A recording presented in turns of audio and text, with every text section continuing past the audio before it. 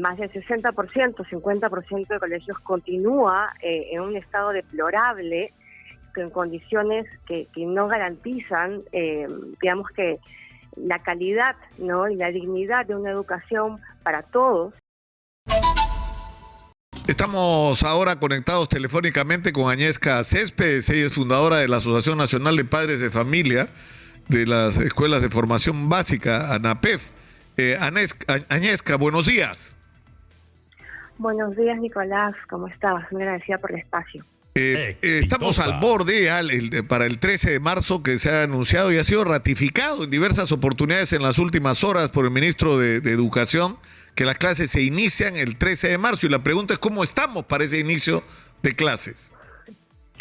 Bueno, como hemos hablado varias veces a través de estos últimos años, la brecha y el descuido de los colegios continúa, ¿no? Más del 60%, 50% de colegios continúa en un estado deplorable, en condiciones que no garantizan, digamos que la calidad, ¿no?, y la dignidad de una educación para todos, para todas, para todos los chicos. Y de esta manera es como los niños vuelven. Si bien hace algunos días el ministro anunció, ¿no?, que está implementando unos módulos, si es que no me equivoco, que albergarían más o menos son a 1.041 instituciones educativas porque están en riesgo inminente de colapso. Se suponía hace 2 años que había destinado a la PRONIET una partida para más de 54.000 instituciones. Entonces nosotros nos preguntamos qué pasó.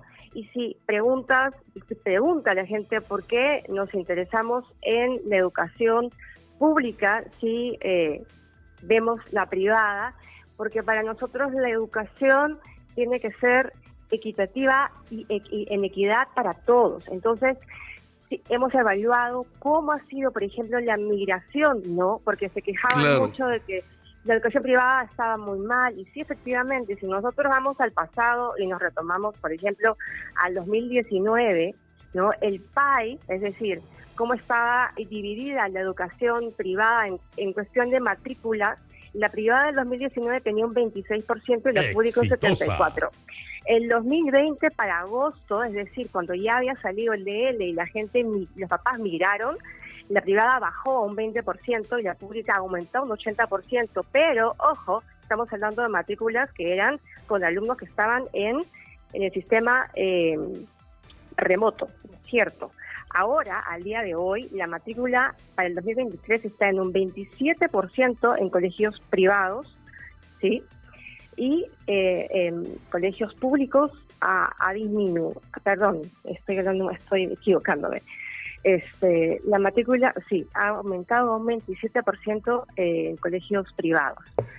Eso quiere decir que hay un 5% más aproximadamente de chicos y chicas inscritas en colegios privados. ¿Y eso por qué se debe?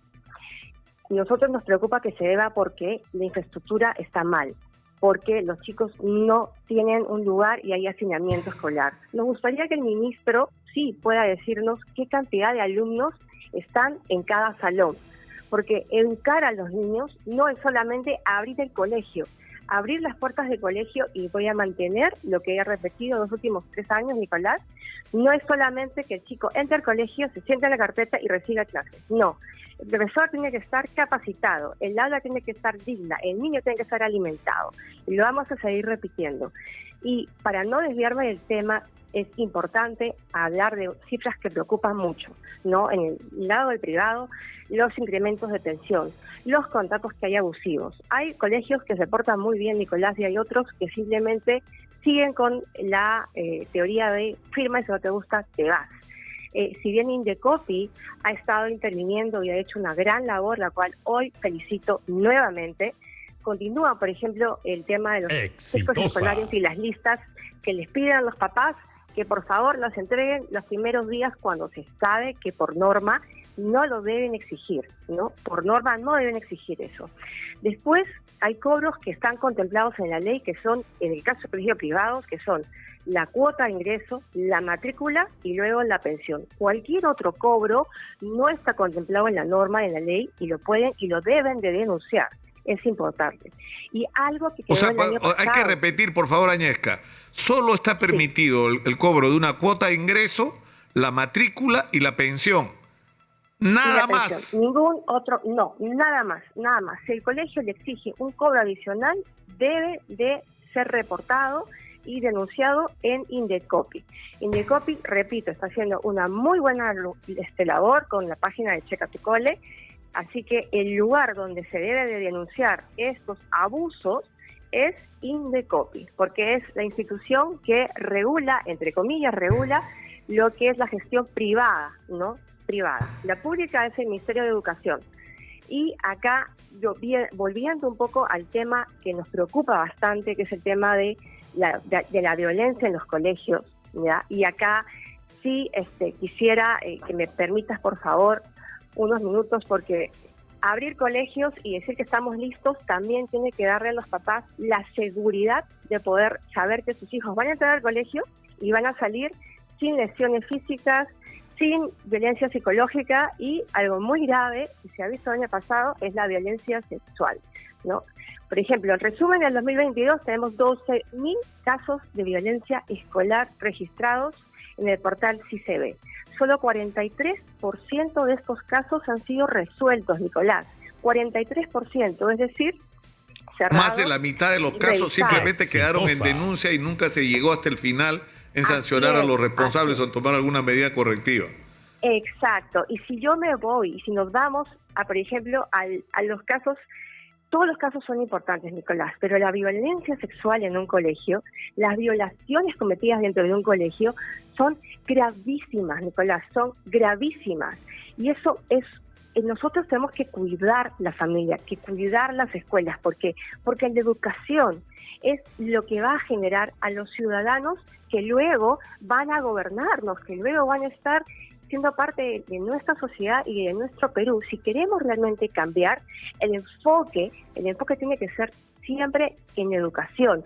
Hemos cerrado con una trágica, yo lo digo así, ¿no? Trágica cifra de 2.421 casos de violencia sexual, 619 en primaria, 53 en jardín y 1.745 en secundaria. Pero esos son casos. Ahí hay un dato que no sé quién me dio en algún momento, que esos son los denunciados, lo que no está ni de lejos con lo que está ocurriendo, porque la gente tiene miedo a denunciar o no sabe cuáles son los canales para denunciar.